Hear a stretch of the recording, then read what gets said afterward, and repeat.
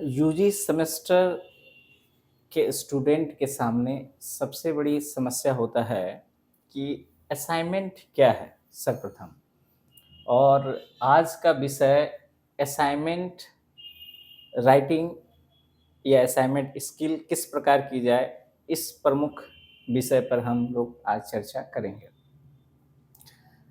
Assignment क्या होता है? असाइनमेंट का हिंदी होता है प्रदत्त कार्य।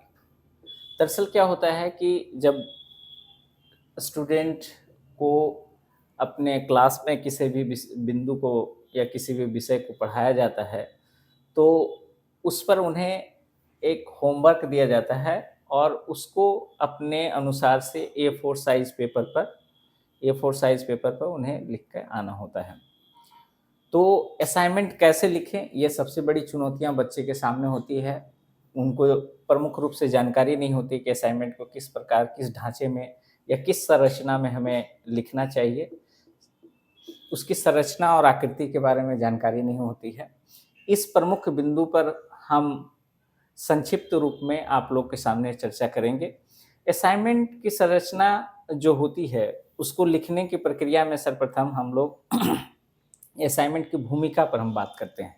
जैसे आप लोग रोम साम्राज्य के पतन के बारे में बात कर रहे हैं, तो सर्वप्रथम रोम साम्राज्य के पतन के बारे में बात कर रहे हैं, तो उसकी एक पृष्ठभूमि रोम साम्राज्य पर एक पृष्ठभूमि आपको देनी होगी कि रोम साम्राज्य क्या है, इसका निर्माण कैसे हुआ, इसकी संरचना कैसे हुई, यहाँ किस तरह के योग्य शासक थे और योग्य शासक ने इस साम्राज्य को उच्चतम शिखर तक लेके गया।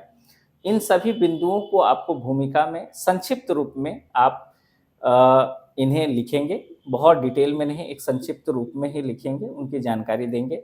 इंट्रोडक्शन या भूमिका के पार्ट में ये लिखने के बाद महत्वपूर्ण हो जाता है, आपका विषय है रोम साम्राज्य का पतन। मुख्य बिंदु हो जाता है पतन। अब हमें डिटेल में बात करनी है पतन पर, मुख्य रूप से मुख्य भाग में।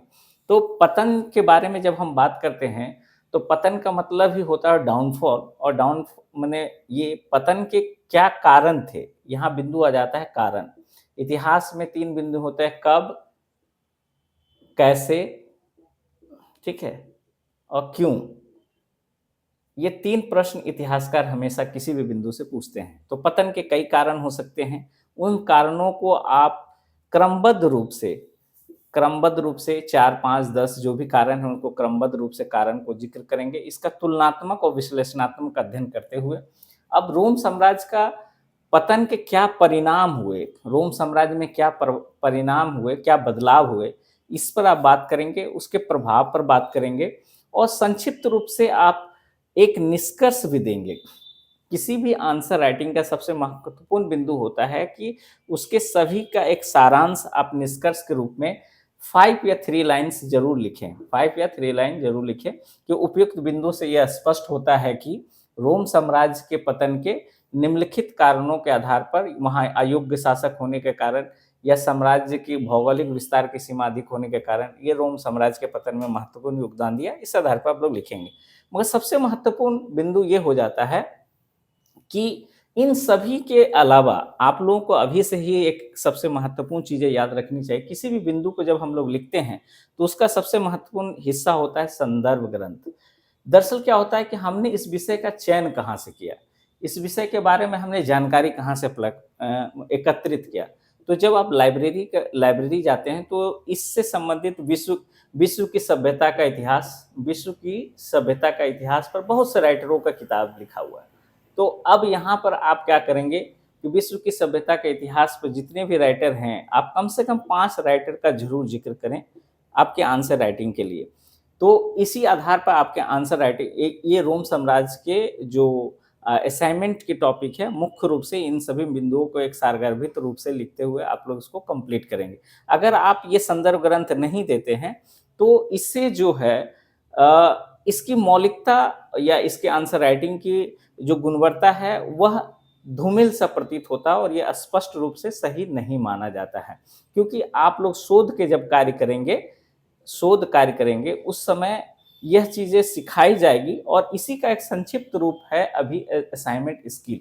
अभी से आप लोग इस पद्धति का, माने असाइनमेंट की पद्धति का आप लोग प्रयोग करते हैं, तो आगे आने वाले शोध कार्य के समय में जब आपको रिसर्च डिज़ाइन बनाने की बात होगी या सिनॉप्सिस लिखने की बात होगी, तो उस समय आप लोग को बहुत मदद मिलेंगे। अ, अब दरअसल क्या है कि अ इसी कड़ी के बाद हम नेक्स्ट असाइनमेंट राइटिंग स्किल के कवर पेजिंग के बारे में हम बात करेंगे कि कवर पेज आप कैसे बनाएँ और किस तरीके से असाइनमेंट राइटिंग स्किल को और अच्छा करें।